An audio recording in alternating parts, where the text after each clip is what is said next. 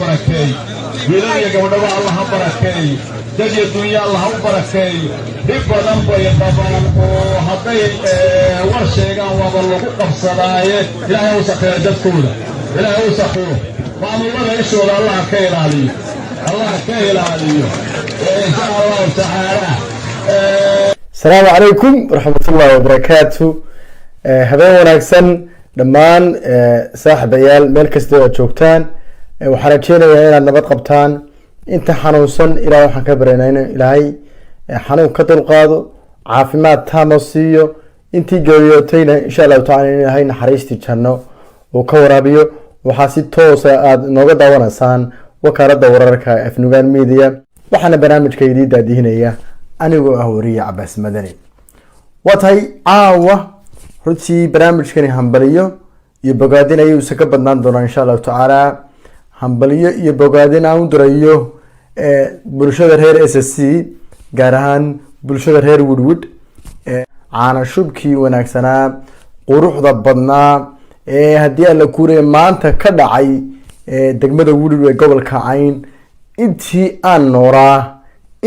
aan noolaa aan aqliyeystay waa calaamisaarkii ugu wanaagsanaa, waa calaamisaarkii ugu quruxda badnaa, waa calaamisaarkii ugu shidnaa, waa calaamisaarkii ugu brotocoolka wanaagsanaa, waa calaamisaarkii haddii alla kuuray maxaa ku sheegayo kale de wax kale kuma garatay. waa calaamisaarkii quruxda badnaa wey.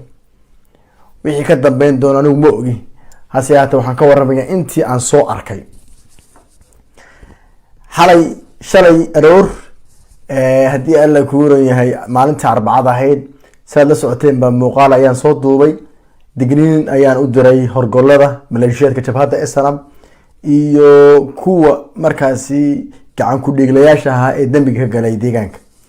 waxaa guula oo runtii aan ugu hambaliyeynayaa sidii adkeyd ay geed dheer iyo geed gaabanba ugu fuleen beelweynta guuleed garaad.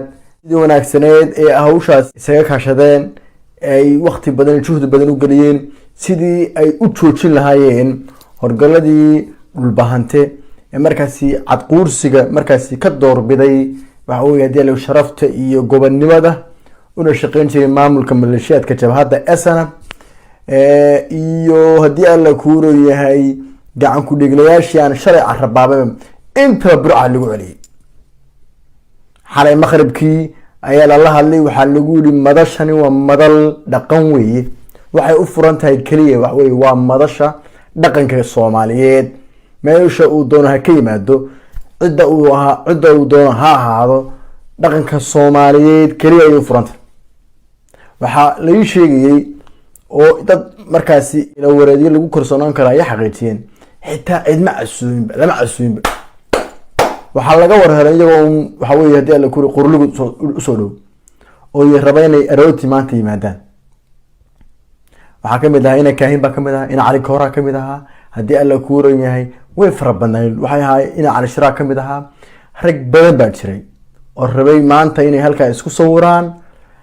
afxumadii lagu yaqaanay horgaladii gacan ku dhiglayaashana waxa weeye ay halkaasi waxa weeye xafladda ay markaasi jaamgareeyaan, xafladda ay markaasi waxa weeye conference ka dhex abuuraan dadkii deegaankaasi ku sugnaa ama martidii kala duwan dhaqanka Soomaaliyeed. waa ilaahay mahadii waa loo quusgooyay. wax horgala oo ka qayb galay habeeraati ma jirto. wax horgala oo la casuumay habeeraati ma jirto. wax horgala oo haddii alla kuurayahay ku yeeshay credit ama ku yeeshay qeyb ku yeeshay qabanqaabadeeda iyo qabsoomidda xafladana habeeraatee ma jirto. beesha sharafta badan ee garaad guuleed, garaad cabdalle, garaad faarax, garaad shirshoore waxay ciyaareen wax aan Soomaali hore u sameyn. inta calaamisaar Soomaali aan arkayay waa calaamisaarkii ugu horeeyay ee dhaqan ahaan iyo culture ahaan haddii la kuray loo wajahay. waayo waxa meesha marayay dhaqankan buu ahaa. hadday gobolka Banaadir ka yimaadeen, hadday Jubbooyinka ka yimaadeen, hadday Galmudug iyo Puntland iyo haddii la kuray waqooyi galbeed Soomaaliya ka yimaadeen, hadday Togdheer ka yimaadeen, hadday dowlad deegaanka Soomaalida ka yimaadeen, hadday NFD ay ka yimaadeen, looma kala harin. in ka badan dhowr iyo 60 ergo oo isugu jira waxa weeye suldaamo garaado ugaasiyo malaaqiyo islaamo hadii alla kugu leeyahay boqorro ee goobta isugu yimid waxaana garaadka ku caanashubay garaad maxamed garaad abshir saalax waxaa ku caanashubay garaadkii guud ee gobolada sool sanaag cayn iyo gobolka doolo garaad jaamac garaad cali garaad jaamac runtii alxamdulilah rabbil caalamiin si nabad leh ayay kusoo afjarantay waxyaabaha aad kula yaab waxaa kamid ah madasho sida ay ahayd dad aan ku qiyaasay qiyaastooda ilaa 4 ilaa 5 kun oo qof ayaa ku sugnaa madasha waxa weeye dii la ku leeyahay maanta ana shubka garaad maxamed garaad abshir saalax waxa weeye ana shubkiisa ka soo qabgalay walxamdulillaah rabbil caalamiin waa guul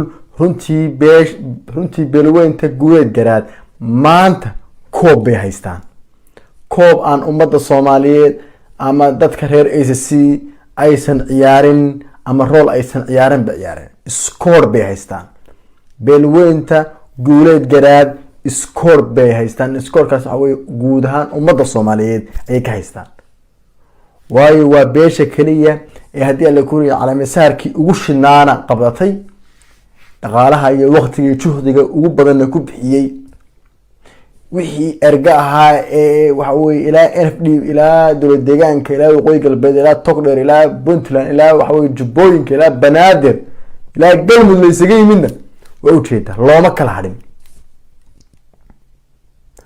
ergooyinkii ku sugnaana waa ula jeedaan oo tiradooda iyo wadadkan 4,000 ama 5,000 ku qiyaas wax siyaasiya oo maamul taabacsan ama maamul habeeraate ma jirto marka laga reebo dad iska waxa weeye hadii la ku yahay de waxa weeye horgaladan yaryar ee waxa weeye waxaan de aan waxa weeye la carabaabi karinba laakiin dadkii waxa weeye golayaasha ka hadli jiray ka aytami jiray waxa weeye hongool bay isaga qabteen faraadheela ilaahay mahadi aad iyo aad baan ugu hambalyeynaya runtii garaad maxamed garaad abshir saalax runtii wuxuu bedelay aabihii garaad abshir saalax oo ah nin qiimo weyn deegaankana runtii aad loo xasuusto nabadeyntu ka shaqeeyay dhiiranaantii iyo geesinimadii uu hadii la kuuriyay muujin jiray waxaan xasuustaa ilaahay naxariistana ka waraabi garaad abshir saalax mar uu ku sugnaa magaalada Garowe oo shirkii Khaatuma 2014 loo balansanaa saxdheer soo dhaweyntiisa laga sugayay ayaa qoliyo Puntland casuumeen kadib koodii August maalintii Puntland la asaasay ay ka qodbaday erayadu waxa kamid ahaa anigoo ka tirsan golaha sare dhaqanka Khaatumo haddii aanu nahay shacabka reer Khaatumo haddii aanu nahay bulshada reer Khaatumo maamulka aanu walaalaha nahay ee Puntland waa u hambalyeeyna sanad guuradooda wallahi billahi tallahi geesi dhalay baa ilaahay naxariistaa ka waran garaad abshir garaad saalax waayo nin ku dhaclo geesi ayuha wayna muuqataa wiilka uu dhalay ee garaadka maanta bedelay garaad maxamed garaad abshir saalaxna waa nin social emotion oo hadii alla ku yahay runtii shucuubta dadkii bulshada halka joogtay kasbaday soo jiitay way dareenkii bulshada ayuu soo jiitay insha Allah ta'ala waan rajeenayaa inuu isaguna hadii qadarka leeyahay waxa weeye booskii wadadii garaadkii aabihii ilaahay naxariisana uu maray doon hadii rabbi inuu waan nin xagga diinta ku fiican insha Allah ta'ala wax kale kuma garataan warmeeshaasi wanaag badan iyo waxa weeye horumar iyo guul ayaa ka soo hoyatay laga soo sidaan xala idin sheegay aan shalay baahiyay ammaanka goobta waxa la wareegay ciidamadii deegaanka reer ACC ammaanka aad bay u adkeeyeen wax dhibaato halkaas ka dhacday ma jirto dadkiina ergooyinkii ilaa galabta si nabad la ay ku caraabeen insha Allah ta'ala waxaan rajeynayaa si nabadna in ku gaaraan hadii alla ku roon yahay goobihii ay ka soo socdaaleen garaadka guud ee deegaanada ACC iyo gobolka Doolo garaad jaamac garaad cali garaad jaamac waa uga mahadnaqaynaa runtii ducadii qoriyaha warbaahinta runtii u jeediyay ee uu yiri ilaahay waxaan ka baryaynaa wariyaashu dhibaato badan bay qabaan oo xarig bay la kulmaan oo tacdiye badan bay la kulmaan oo waxa weeye xorriyadda ayaa laga dagaalamaa ilahay waxaan ka baryaynaa in ilaahay isha maamulada ka duwo. garaadku waxaan leenahay garaadka waxaan leenahay ilaahay ducada ha noo aqbalo insha allahu tacaala. garaad jaamac, garaad cali, garaad jaamac, garaadka guud ee gobolada sool, sanaag iyo cayn iyo gobolka doolo, oo markaasi wariyayaasha soomaaliyeed gaar ahaan wariyayaasha reer SSC inta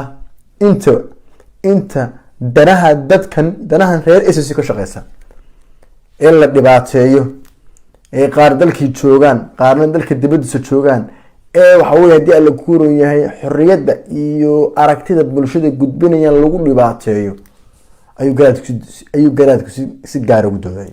Allah barakeey wiilal iyo gabdhaba Allah barakeey dad iyo dunya Allah barakeey dib badan bay qabaan oo haday war sheegaan waba lagu qabsadaaye ilaahay uu saxeeyo dadkooda, ilaahay uu saxeeyo maamulada ishooda Allah ka ilaaliyo, Allah ka ilaaliyo insha Allah taala.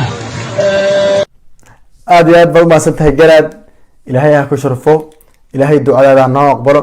ilaahay waxa weeye haddii ay baqdar ka leeyahay cadowga shisheeyaha iyo cadowga sokeeyaha iyo cadowga haddii alla kuuraya deegaankanba, ilaahay waxaan ka baray ishooda ilaahay naga duwo.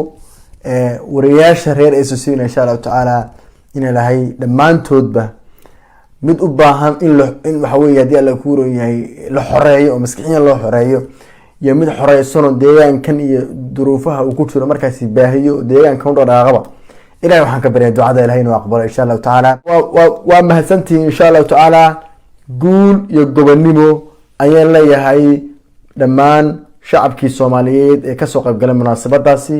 waxaan si gaara ugu mahadnaqayaa martidii kala duwanaa ee kasoo qaybgalay ee aqbalay casuumaadii loo diray, iyo inay garaadka nala caano shubaan. garaad maxamed, garaad abshir saalax ka mid noqday insha allahu tacaala golaha sare ee dhaqanka khaatimo insha allahu tacaala. garaad kugu maalnay ilaahay ha ku barakeeyo insha allahu tacaala. waxaan rajeynayaa kii noo horseedi lahaa wanaag iyo horumar iyo barwaaqo iyo bashbash ayaanu insha allahu tacaala ilahay idinkii rajeynayaa. aad iyo aad baad umahadsan tihiin. guul iyo gobonimo waa guuleysanay. munaasabadiina si wanaagsan ayay inoogu soo gabgabooday. cabaas madaneedu ku dhaafay. salaamu llahi tacaala wabarakaatu.